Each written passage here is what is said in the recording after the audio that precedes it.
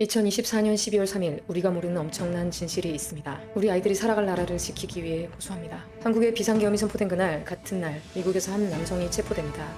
This is all about a man who's accused of shipping weapons to North Korea by hiding them in shipping containers from Long Beach, California. Listen to this. This criminal scheme involved obtaining, in our country, military supplies and high-grade technology and then sending those materials illegally to North Korea.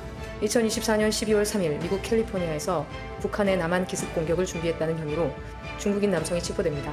그는 북한으로부터 200만 달러를 송금받아 총기 탄약 일반출, 군복 구매, 항공기 엔진 확보, 북한 병사 위상 계획을 추진합니다. 왜는 수사당국에 북한이 한국에 대한 기습 공격을 준비 중이었다고 진술했습니다. 이건 단순한 밀수 사건이 아니라 실제 전쟁 개시 가능성을 염두에 둔 군사 준비 활동으로 볼 수 있습니다. 윤석열 대통령은 공식 발표에서 국가 안보에 심각한 위협이 감지되었고 급박한 위기 상황에서 질서 유지를 위해 필요했다고 설명했습니다. 이 사건을 왜 전쟁 발발 가능성으로 볼 수 있을까요? 원문을 같이 쭉 보도록 하겠습니다. 미국 연방검찰은 한 중국인 불법 이민자가 북한에 총기와 탄약을 수출한 혐의로 기소되었으며 북한은 이 장비 구매를 위해 그에게 200만 달러, 약 27억 원을 송금했다고 밝혔습니다. 캘리포니아 온타리아주에 거주하던 웨는 군복 구매를 시도한 사실도 시인했으며 검찰은 이것이 북한 병사들을 위장시켜 한국에 대한 기습 공격을 감행하려는 시도의 일환이었다고 밝혔습니다. 저는 이런 위장 전술에 대해서 잘 알지 못했어요. 미군이나 한국군의 군복을 입은 사람들이 그 군복을 입고 어떤 행동을 했을 때 전시 상황에 그게 어떻게 해석될 수 있을지 생각만 해도 정말 너무나 소름 끼치는 상황인 것 같습니다. 미군으로 위장한 북한 병사가 한국 군인을 공격했다든지 한국 군복을 입은 북한 병사가 일반인을 공격했다든지 이런 상황이 된다면 우리는 어떻게 볼까요? 그런 기사나 영상을 접한다면 우리는 어떻게 생각할까요? 역사적으로 이러한 일들이 일어나고 있습니다. 우리는 언론에서 보도되는 모든 것들을 믿으면 안 되고 믿을 수도 없습니다. 다음 원문 보겠습니다. 16일 제출된 고소장에 따르면 웨는 캘리포니아 롱비치에서 출발해 중국 홍콩을 경유하여 북한으로 향한 선적 컨테이너 안에 무기와 탄약을 숨겨 최소 2차례 북한으로 성공적으로 수출했다고 한다. 처음이 아니었습니다. 이런 상황이 반복되고 있는 상황에서 12월 3일이 된 거죠. 그는 미국 정부의 허가 없이 북한으로 달러나 물품을 보내는 것을 금지하는 대북제재 법률 위반, 공모 혐의로 기소되었습니다. 8월 14일 연방요원들은 웨네 집에서 화학, 위협, 탐지 정치와 지화, 불법, 간섭, 전파 감지용, 휴대용 광대역 수신기를 압수했으며 그는 이것들이 북한군을 위한 것이었다고 진술했습니다. 9월 6일 추가 압수수색에서는 그의 자택 외부에 주차된 밴 안에서 9mm 탄환 5만 발이 숨겨져 있는 것을 발견해 압수했습니다. 이 범죄 계획은 수년간 준비된 것으로 보이며 웨는 미국에 입국하기 전 중국 내 북한 영사관에서 북한 정부 관계자들을 2차례나 만난 적이 있다고 진술했습니다. 웨는 자신이 밀수에 능숙하다는 이유로 북한 정부를 대신해 물품을 조달하는 역할을 맡게 되었을 것이라고 말했습니다. 웨는 미국 내에서 불법 체류자 신분이었기 때문에 직접 무기를 살 수 없다는 것을 알고 있었고 대신 다른 사람들을 통해 구매했다고 진술했습니다. 그는 민간 항공기 엔진을 포함한 첨단 기술 장비를 북한에 추가로 보내려는 계획도 있었던 것으로 확인됐습니다. 웨의 진술에 따르면 이 항공기 엔진들은 북한 군사 드론 개발에 사용될 예정이었다고 합니다. 웨는 북한 정부가 무기 탄약, 군사 장비들을 대한민국에 대한 공격을 준비하기 위해 원했다고 밝혔습니다. 이 기사도 미국 법무부가 공개한 자료를 바탕으로 한 보도로 북한 대남 도발 시나리오가 구체적으로 언급된 충격적인 사건입니다. 요약 정리하자면 2024년 12월 3일 북한의 남한 기습 공격 준비 정황이 미국 FBI 수사로 드러난 그날 윤석열 대통령은 계엄령을 선포했습니다. 이는 단순한 정치적 판단이 아닌 대한민국에 대한 실질적 위협, 전쟁 발발 가능성을 고려한 조치였을 가능성이 높습니다. 군사 안보적 해석을 군사 물자의 종류에 따른 분석입니다. 9mm 탄약 5만 발, 소형 화기 무장 부대 수준의 물량, 게릴라전 또는 도심 침투용으로 추정, 군복, 위장 침투 작전 명확함, 적군 식별을 어렵게 만들어 전면전 없이 주요 시설 장악 가능, 항공기 엔진, 북한 드론 전력 강화 목적, 원거리 정찰, 공격용 UAV 가능성, 화학 위협 감지 장비, WMD 대량 살상 무기 또는 NBC 상황 대비 정황, 공격 방어 모두 고려한 흔적. 종합하면 비대칭 전략 기반의 국지전, 교란 작전, 정찰, 타격 능력 강화를 포함한 복합 작전 시나리오를 염두에 둔 조달입니다. 북한의 작전 구상 가능성을 본다면 정규전이 아닌 특수전 중심으로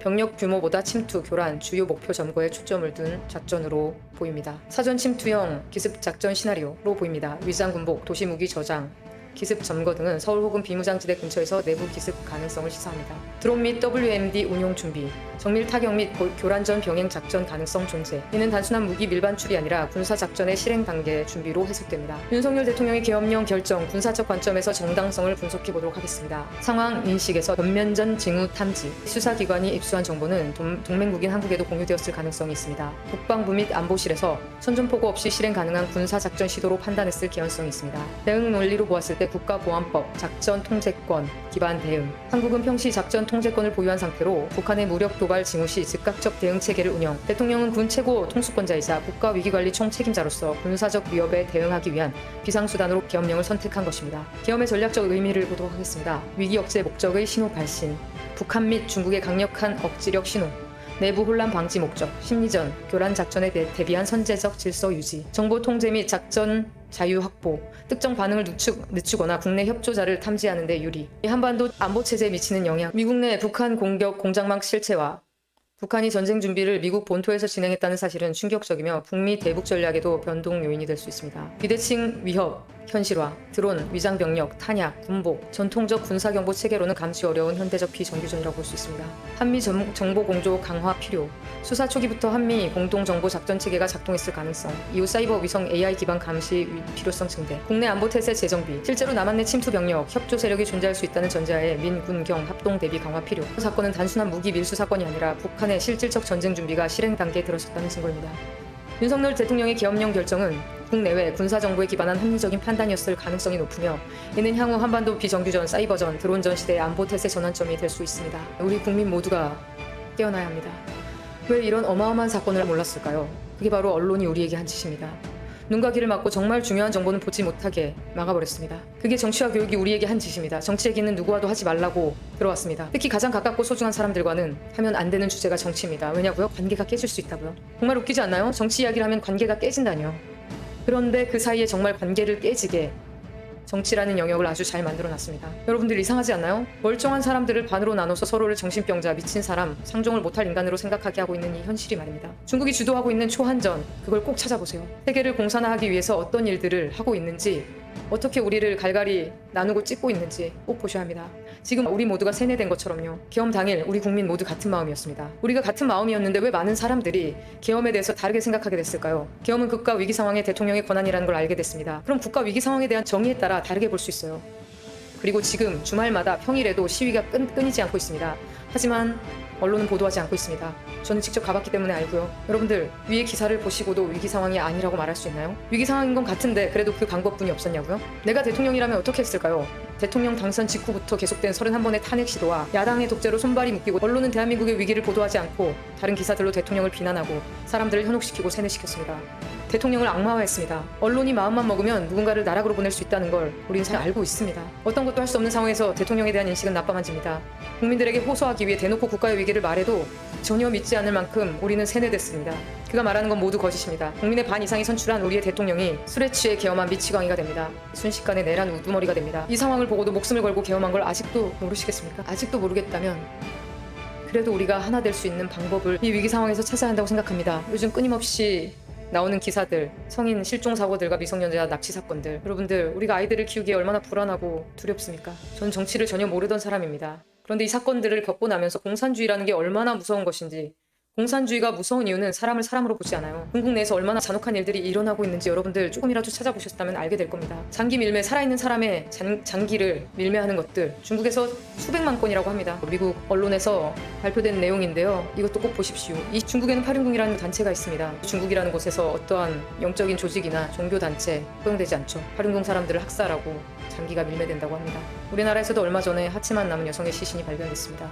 왜 상체는 없을까요? 여러분들 괴담이 아니에요. 우리가 보고 있잖아요. 사람을 사람으로 보지 않는 게 공산주의입니다. 그게 얼마나 무서운 겁니까? 우리는 하나로 뭉쳐야 돼요. 좌우 남녀노소가 아니라 지금 우리에게서 몰아내야 할 것은 공산주의입니다. 사람을 사람으로 보지 않는 것, 타인을 사람으로 보지 않게 만드는 이 상황들, 그 모든 것들이 공산주의에서 만들어낸 전략입니다. 여러분들 초한전 꼭 찾아보시고요. 지금 중국의 장기 밀매 그 부분에 대해서도 꼭 링크 걸어놓을 테니 보십시오. 최근에 시진핑과 러시아 푸틴 대통령 나눈 이야기가 화제가 됐었어요. 마이크가 꺼진지 알고 둘이 이야기했던 내용인데 이 안에 그 내용들이 자세히 담겨 있습니다. 얼마나 소름 끼치는 일들이 일어나고 있는지 여러분들 일어나셔야 합니다. 깨어나셔야 합니다. 우리가 21세기의 공산주의자들과 싸우고 있다는 상상을 하지 못했었습니다. 근데 이게 현실이고요. 나라가 극좌로 무너지고 있어서 반대 이야기를 하는 사람들이 극우라는 말로 몰리고 있습니다.